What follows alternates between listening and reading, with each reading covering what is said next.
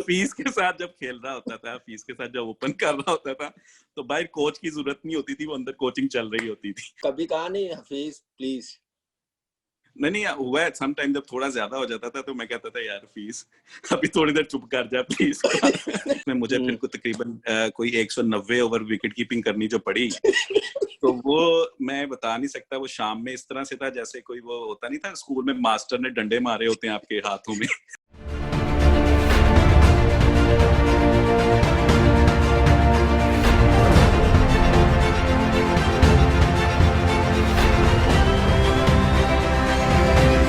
अस्सलाम वालेकुम, welcome to my official YouTube channel.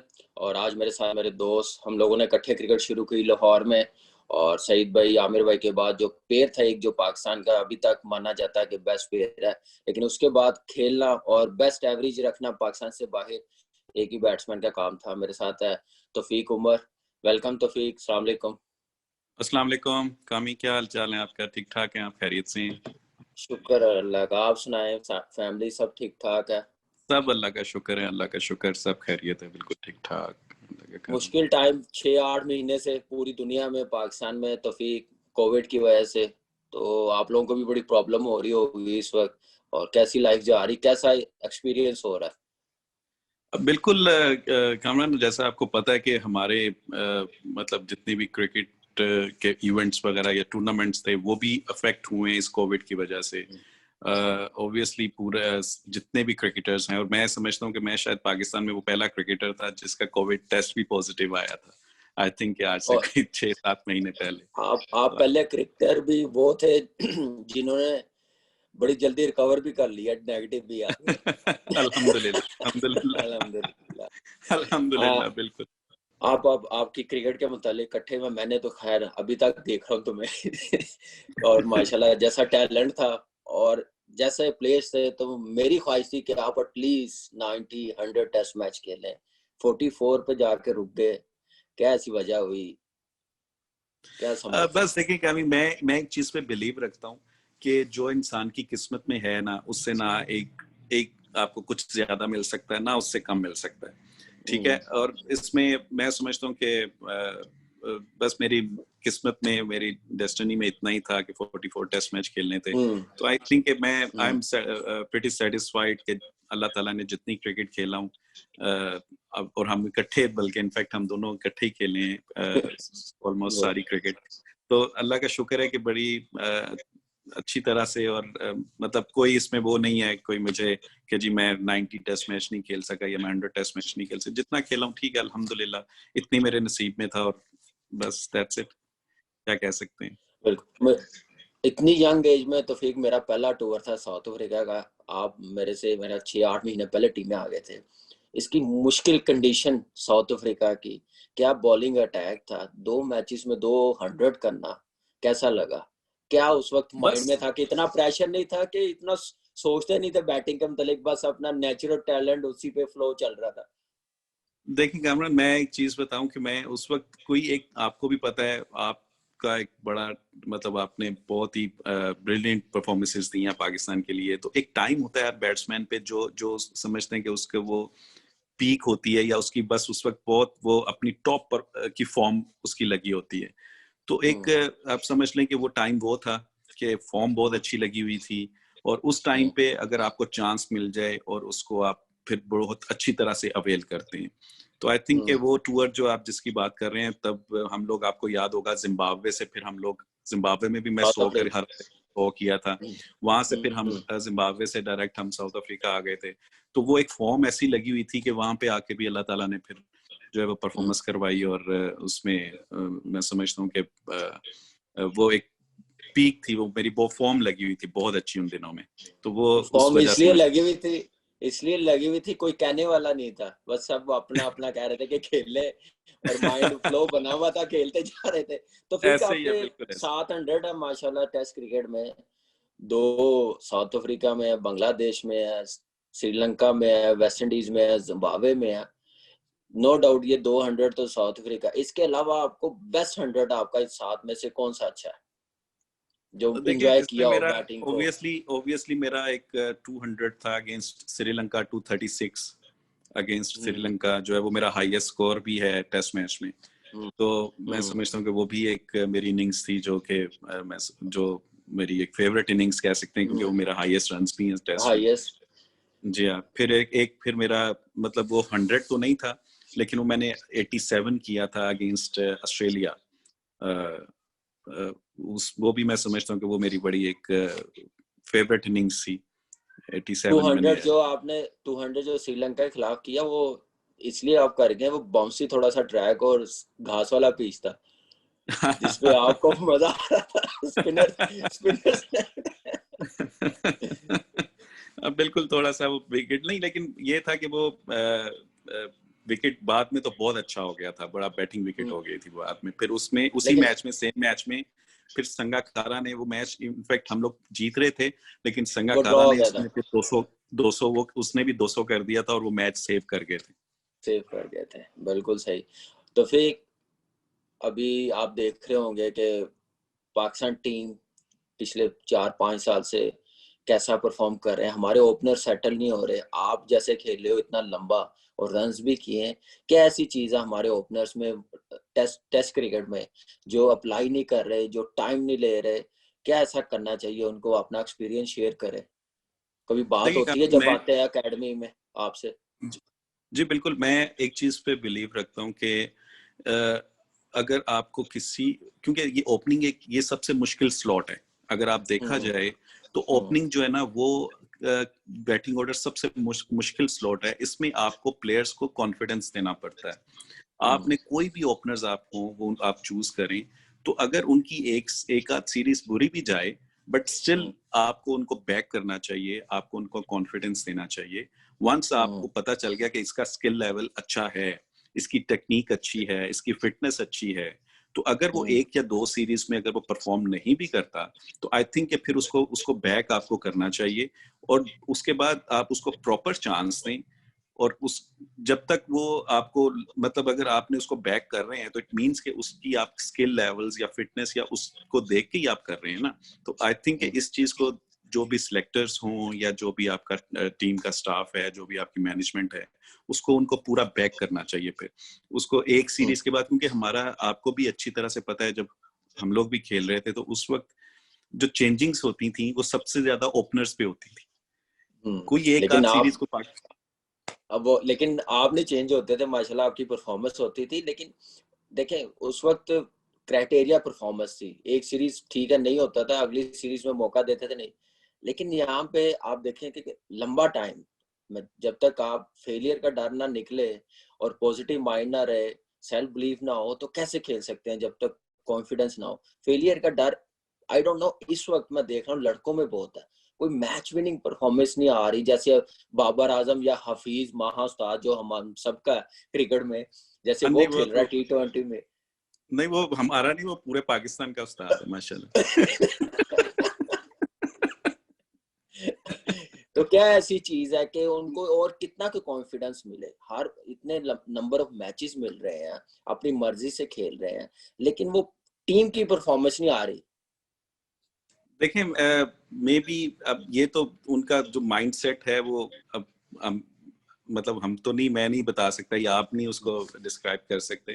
लेकिन वही आप वाली बात, मुझे वही ऐसा लगता है कि उनका जो फेलियर का डर है शायद वो उनके माइंड में ना हो, और वो थोड़ा सा उनको ये होता है कि अगर एक आध सीरीज भी बुरी चली जाएगी तो शायद हम टीम से ड्रॉप ना हो जाए। तो ये माइंडसेट मेरा ख्याल है अगर जब चेंज होगा तो चीजें जो है वो बेहतर होना शुरू हो जाएंगी। बिल्कुल। अभी न्यूजीलैंड टूर की परफॉर्मेंस, क्या ऐसी चीज आप कह सकते हैं कि ये होती इन फ्यूचर आने वाले टेस्ट मैचेस में? तो खैर वो डिफरेंट बॉल गेम है, वो अप्लाई करें, खेलें। क्या ऐसी चीज है कि पाकिस्तान टीम को जो T20 से शिकस्त हुई है उसका क्या मेरे ख्याल से क्या ऐसी चीज है कि जिसकी वजह से आप समझते हैं कि जीतनी चाहिए थी सीरीज? देखिए, मैं समझता हूँ कि सिर्फ वो बहुत से ऐसे प्लेयर्स हमारे जो थे वो उनको एक्सपीरियंस नहीं था ऐसी बाउंसी विकेट्स पे खेलने का। इससे पहले ऐसे बहुत से प्लेयर्स थे जो first time I think New Zealand गए हैं, और उनको इतना टाइम भी, आपको पता है कि जाके पहले 10 से 15 दिन तो क्वारंटाइन होना पड़ा उन्हें। हमारे कुछ प्लेयर्स के टेस्ट भी पॉजिटिव आ गए। तो आई थिंक एक वो चीज जो थी वो माइंड में, उनको इतनी प्रिपरेशन का टाइम नहीं शायद मिला। तो अगर वो मिलता तो मे भी हो सकता है कि ये चीजें कुछ बेहतर होती और वो शायद ये सीरीज जो है वो इस तरह से, लेकिन स्टिल मैं समझता हूँ कि ये लास्ट मैच जो पाकिस्तान जीता है, इससे पाकिस्तान के कॉन्फिडेंस या प्लेयर्स के कॉन्फिडेंस में जरूर एक बूस्ट आया होगा, उनको बेहतर आई थिंक इस कॉन्फिडेंस वो नेक्स्ट आपको टेस्ट सीरीज में हो सकता है कि वो देखने को मिले, और वो एक जीत के साथ अब जब नेक्स्ट मैच में जाते हैं तो एक आप डिफरेंट फ्रेम ऑफ माइंड से जाते हैं।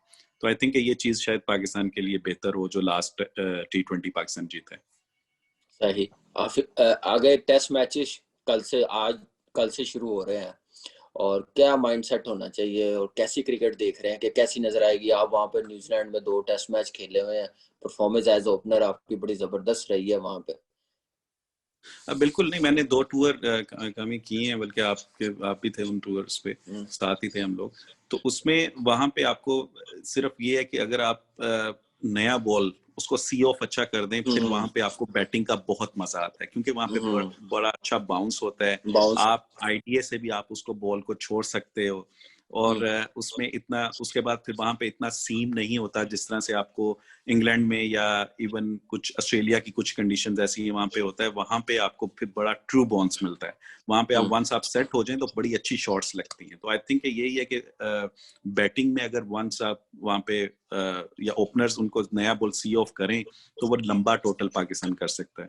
आई थिंक ये तो चीज जो है एक दो सीरीज में देख रहा हूँ न्यूजीलैंड की, अभी वेस्ट इंडीज इंग्लैंड के खिलाफ है, वो अब मोस्टली फुल ग्रीन घास पे खेल रहे हैं। जब हम खेलते थे बाउंस होता था, थोड़ा सा मॉइस्चर होता था। अब फुल ग्राउंड में और पिच में कोई फर्क नहीं होता। आपने टेस्ट मैचेस देखे होंगे, वो उस कंडीशन में अगर आप स्क्वायर ऑफ द विकेट खेलेंगे, कट पुल पे रहेंगे, ज्यादा अच्छा रहेगा। थोड़ा टाइम लेंगे तो फ्रंट फुट पे आके आप ड्राइव नहीं मार सकते, ऑन दी अप नहीं खेल सकते। ये थोड़ा देखना पड़ेगा एज ओपनर, जितने भी हमारे पहले 3 बैट्समैन है। बिल्कुल, आप बिल्कुल ठीक कह रहे हैं कामी। आपने ये जो कहा कि शुरू अर्ली ऑन जो है वो ड्राइव वहां पे मुश्किल होती है वहां पे अर्ली ऑन, क्योंकि बाउंस वहां पे नया बॉल सीम होता है। ठीक है, मैं वही कह रहा हूँ, जब वंस एक आप नया बॉल आप उसको सी ऑफ कर लेते हैं तो फिर उस तरह से आपको वो बॉल जो है वो उस तरह से सीम नहीं मिलती जिस तरह से आपको नए बॉल के साथ होता है। तो ऑब्वियसली ये चीज जो है ये अब ओपनर्स के माइंड में होगी, हमारी जो मैनेजमेंट है, जो कोचिंग स्टाफ है, उनके माइंड में भी होगी। तो जो शॉट सिलेक्शन है वो इन कंडीशंस में बहुत इंपॉर्टेंट होती है। आपने अर्ली ऑन कौन सी शॉट्स पे रहना है, अर्ली ऑन आपने फ्रंट फुट पे ज्यादा नहीं जाना, आपने स्क्वायर ऑफ द विकेट जो है वो शॉट्स पे रहना है। तो आई थिंक अर्ली ऑन आपको अपनी शॉट सिलेक्शन जो है उसको मिनिमाइज करना पड़ेगा, अगर आप जो है उसको ज्यादा ड्राइव पे नहीं जाना चाहिए अर्ली ऑन। सही। आप समझते हैं कि अभी तफीक जैसे टीम आगे हमारे साउथ अफ्रीका भी आ रही है पाकिस्तान, तो उसका फायदा तो डेफिनेटली पाकिस्तान क्रिकेट बोर्ड को होगा। आप जैसे ओपनर्स हैं, जैसे सईद भाई के पास अब टाइम नहीं है, वो माशाल्लाह तबलीग की तरफ है, वो उनके पास अपनी फैमिली के लिए टाइम नहीं होता, इतना बिजी होते हैं माशाल्लाह वो। आमिर भाई टीवी के साथ लगे हुए हैं। जब टाइम मिलता है पाकिस्तान टीम में, जैसे आप हो या इमरान फरद, हमारे जो ओपनर लंबे रहे हैं, क्या आप उन ओपनर्स को पीसीबी ये नहीं कर सकता? मेरा हमेशा से ये रहा कि मिडिल ऑर्डर इंजी भाई या यूसुफ भाई आगे उनको दे दें, ओपनर आपको 5-6 दे दें, जो आप कोचिंग कर सकें, बता सकें अपना स्किल लेवल, उनसे साथ एक्सपीरियंस कर सके, जो उनके काम आए पाकिस्तान टीम में, रेड बॉल क्रिकेट में, टेस्ट मैचेस में। ये ऐसा कोई प्लान बनाना पड़ेगा पाकिस्तान क्रिकेट बोर्ड को कि जो हमारे बेस्ट ओपनर है उनके अंडर दें, जब भी महीना 1.5 महीना गैप आए तो। देखिए कामी, ये तो खैर क्रिकेट बोर्ड के उस पे है। अभी जैसे उन्होंने, अभी जो मेरी जॉब है ऑब्वियसली जूनियर सिलेक्शन कमेटी में हूँ, उसमें मैं अगर जहाँ पे भी मुझे मौका मिलता है, क्योंकि मैं मैचेस पे भी हम लोग जाते हैं, मैचेस उसको फॉलो भी करते हैं, तो जहाँ पे भी मौका मिलता है वहाँ पे जो भी बैट्समैन होते हैं, स्पेशली जो ओपनर्स हैं अंडर 19, तो उनको जितना थोड़ा बहुत हमारा एक्सपीरियंस है वो कोशिश करते हैं कि उनको ट्रांसफर करने की, उनको बताने की। तो उसमें ये है कि कोशिश यही होती है कि और उस चीज को मैं बड़ा एंजॉय भी कर रहा हूँ कि आप डिफरेंट मतलब जितने भी प्रोविंस हैं, जैसे मुझे 2-3 प्लेयर्स जो केपीके के हैं वो बड़े अच्छे लगे इस साल। नॉर्दर्न के प्लेयर, मतलब डिफरेंट जितने भी प्रोविंस हैं आप में, उसमें 2 3 से 4 प्लेयर्स ऐसे हैं जो मैं समझता हूँ कि बड़े टैलेंटेड हैं, और उनको उनके ऊपर अगर थोड़ा सा वर्कआउट किया जाए तो वो बहुत बेहतर मजीद हो सकते हैं। तो उनका हम प्लान भी कर रहे हैं। ऑब्वियसली यहाँ पे हमारे पास अब जैसे हाई परफॉर्मेंस जो अकेडमी है हमारी, उसमें इतने एक्सपीरियंस प्लेयर्स जैसे मोहम्मद यूसुफ जैसे या वो आ गए हैं, तो जैसे जो भी बैट्समैन उनके पास जाएंगे तो आई थिंक उनकी ग्रूमिंग बहुत अच्छी होगी, वो बहुत जल्दी जो है वो सीखने को उनको मिलेगा। तो ये चीजें जो ये हो रही हैं आहिस्ता आहिस्ता, मजीद इसको इम्प्रूवमेंट की जरूरत है। सही।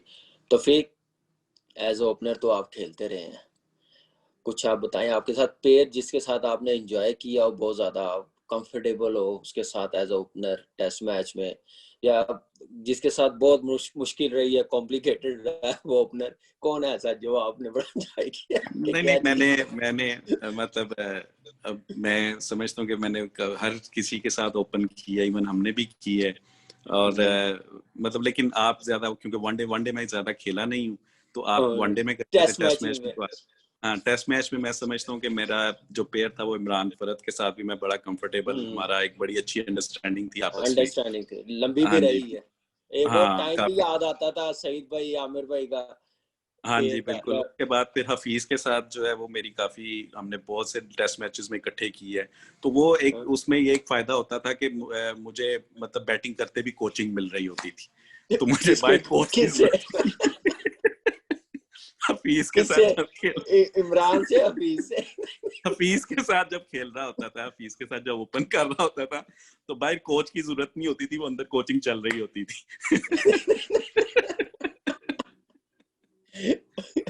तो फिर तो उसके साथ बड़ा एंजॉय किया हमने, बड़ा हमने एक मतलब अच्छा टाइम गुजारा। कभी कहा नहीं हफीज प्लीज? नहीं हुआ है सम टाइम, जब थोड़ा ज्यादा हो जाता था तो मैं कहता था यार फीस अभी थोड़ी देर चुप कर जा प्लीज।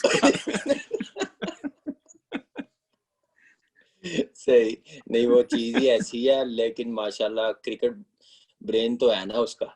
नहीं वो तो एक्स्ट्रा ऑर्डिनरी है माशाल्लाह जी, वो तो उसका इसमें कोई तो मैच कुछ नहीं है, वो शक उसका नहीं है। इमरान फरद के साथ आपका बड़ा अच्छा पेयर है, वो खुद भी इतना परफॉर्मर था माशाल्लाह, अभी तक खेल रहा है, कितनी परफॉर्मेंस कर रहा है छोड़ने के बाद भी। तो फिर कीपिंग का एक्सपीरियंस कैसा रहा? कीपिंग का देखिए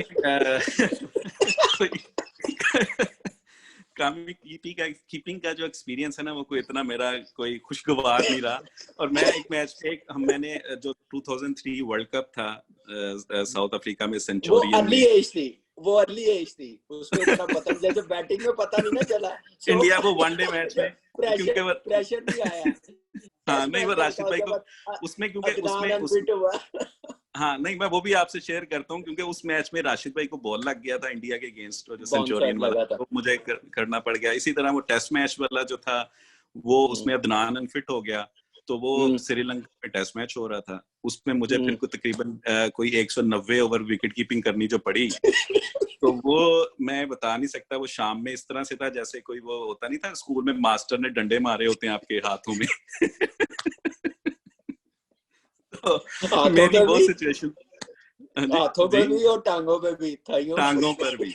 तो वो ये था कि ये सिचुएशन मेरी बन गई उसमें टेस्ट मैच के बाद, और उसके बाद फिर फौरन 190 ओवर विकेट कीपिंग के बाद मुझे फिर ओपन करनी पड़ी। तो आप यकीन करें कि मेरे से बैट ग्रिप भी नहीं हो रही थी, कि बैट की ग्रिप जो है वो बड़ी मुश्किल से हो रही थी।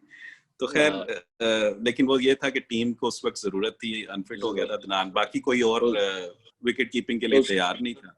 जैसे अब रूल बन गया हुआ, कीपर इंजर्ड हो तो आप दूसरा कीपर कीपिंग कर सकता है, उस वक्त होता तो शायद 190 ओवर 150 ओवर आप बैटिंग करते फौरन। ऐसे ही, बिल्कुल ऐसे ही है नहीं। उसके बाद तो फिर यही था कि बैट मेरे से ग्रिप नहीं हो रहा था, और वो ये हालत थी कि शायद स्टांस भी जो है ना वो भी ठीक नहीं लिया जा रहा था, इतनी टांगे वो सॉल्व हुई थी।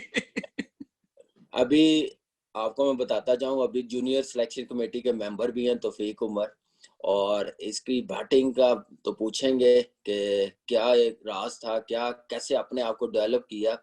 और उसके बाद तौफीक अभी अंडर 19 में, बाद में आपकी बैटिंग की तरफ आएंगे, परफॉर्मेंस की तरफ आएंगे, आपकी जो अचीवमेंट है पाकिस्तान से बाहर, पाकिस्तान की टीम की तरफ से। पहले आप बताएं, अंडर 19 में अभी चल रहा है 4 जनवरी से सुना वर्ल्ड कप का कैंप भी लग रहा है, लड़के आप लोगों ने शॉर्ट लिस्ट किए होंगे, कोई टैलेंट, कोई ऐसे लड़के नजर आ रहे हैं जो मिसबा, यूनुस, अजहर अली या किसी की जगह ले सके अगले 2-3 सालों में?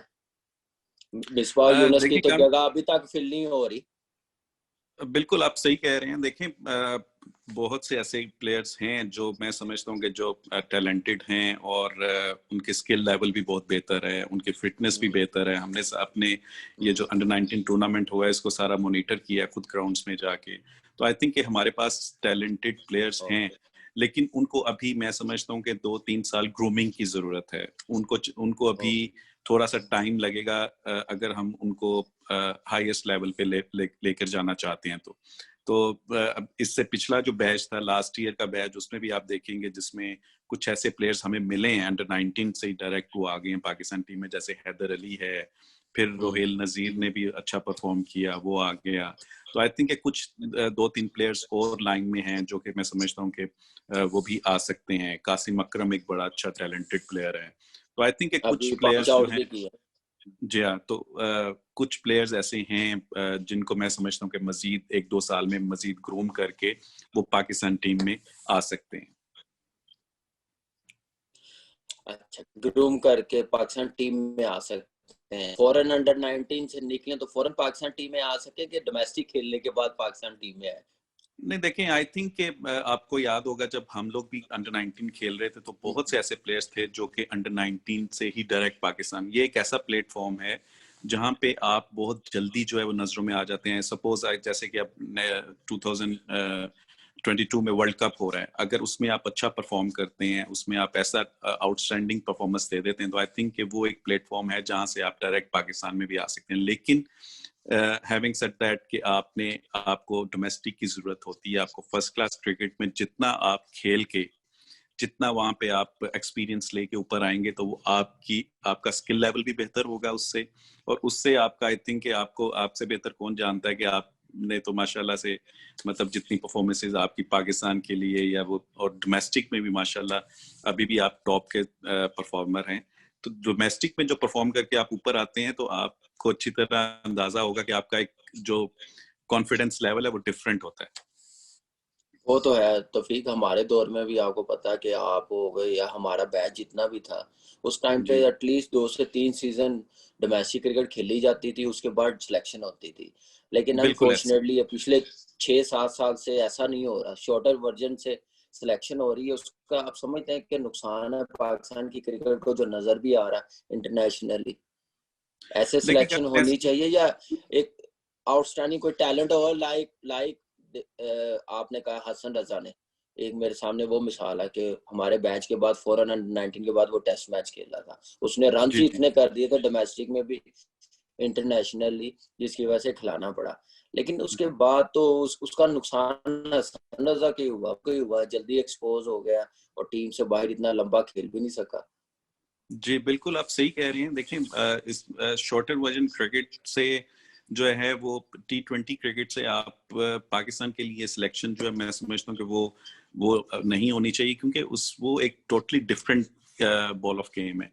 आई थिंक कि आपको डोमेस्टिक में जैसे 4 डे क्रिकेट है आपकी, या 1 डे टूर्नामेंट होता है, उसमें 2 से 3 सीजन जैसे ही वो प्लेयर खेलता है वो ग्रूम होगा उसमें। तो जब वो आके ऊपर खेलेगा तो वो एक डिफरेंट फ्रेम ऑफ माइंड से आएगा, एक डिफरेंट कॉन्फिडेंस से आएगा। तो आई थिंक ये चीज जो है ये जरूर होनी चाहिए।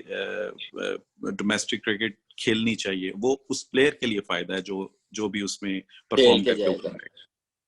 बिल्कुल तौफीक, हमारी तो दुआएं आप लोगों के साथ हैं।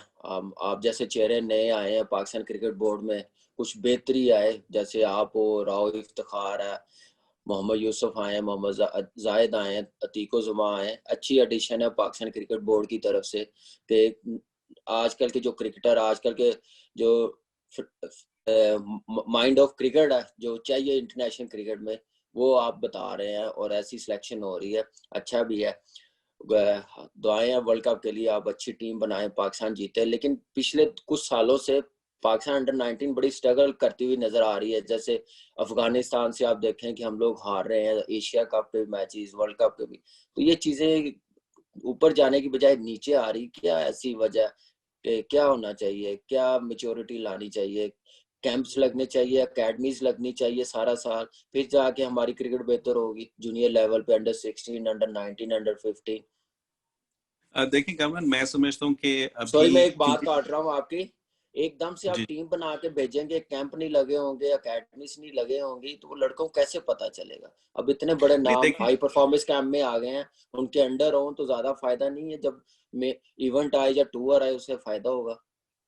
आप बिल्कुल ठीक कह रहे हैं। देखें, इसमें मैं समझता हूँ कि जितने कैंप्स लगेंगे टीम के वर्ल्ड कप जाने से पहले, हमारे बिल्कुल उसमें प्लानिंग में है कि हम उसमें मैक्सिमम उनको मैचेस भी खिलाएं, मैक्सिमम कैंप्स में उनके जो है वो मैचेस करवाएं ज्यादा से ज्यादा।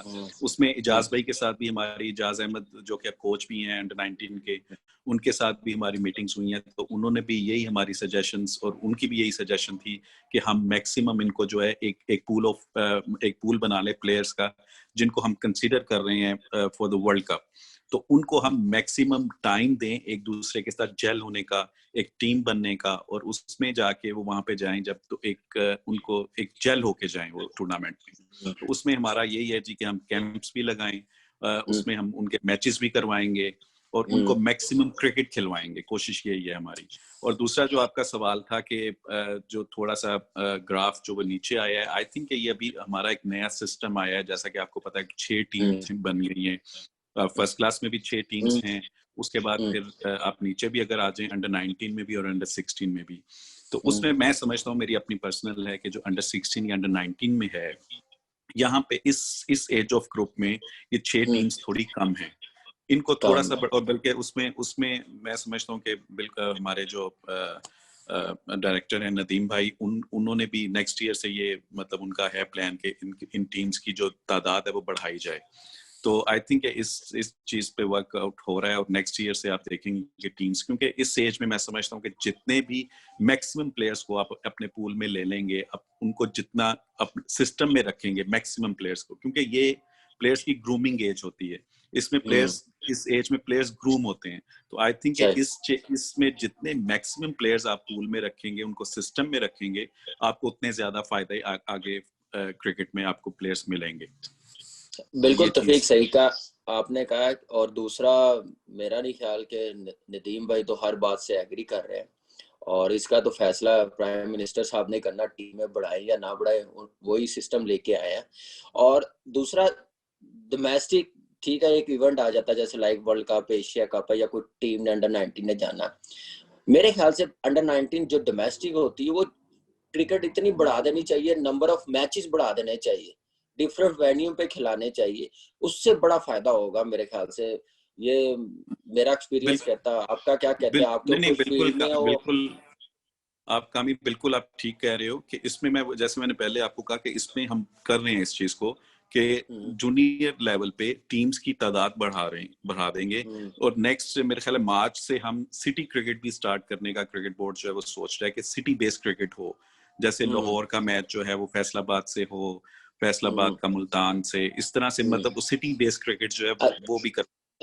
इसमें वो आप व्हाइट बॉल को ज्यादा अहमियत दे रहे हैं, खिला रहे हैं, कि रेड बॉल क्रिकेट को, जिसका फायदा देखें रेड बॉल क्रिकेट से ही है, लंबी इस क्रिकेट खेलने से इस एज इसमें में? इसमें इसमें आई थिंक के ड्यू टू कोविड जो अभी हम्म, पेंडेमिक है, आपको जैसे पता है, हम्म, तो इस मतलब क्योंकि बच्चों को इतना लंबा भी आप एक साथ उनको रखना मुश्किल होगा, और जिस तरह से ये फिर तेजी से एक उसकी वेव आ रही है कोविड की, तो उसकी वजह से क्रिकेट बोर्ड जो अभी कोशिश कर रहा है वो यही है कि आप उसके नंबर ऑफ मैचेस ज्यादा ना हो, ताकि बच्चों का या प्लेयर्स का इंटरेक्शन ज्यादा अरसे के लिए इकट्ठे ना हो।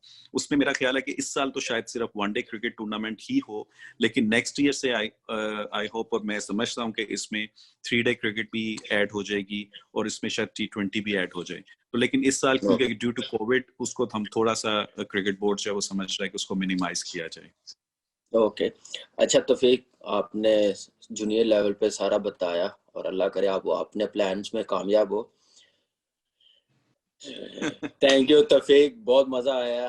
थैंक यू आपका, आपके जो प्लान्स है आपकी टीम के, जूनियर सिलेक्शन कमेटी के, आपका जो फोकस है पाकिस्तान की क्रिकेट को प्लेयर्स देने, अपने जैसे प्लेयर्स जो वर्ल्ड क्लास और लंबा खेलें, हमारी दुआएं आपके साथ है। अल्लाह आपको कामयाब करे।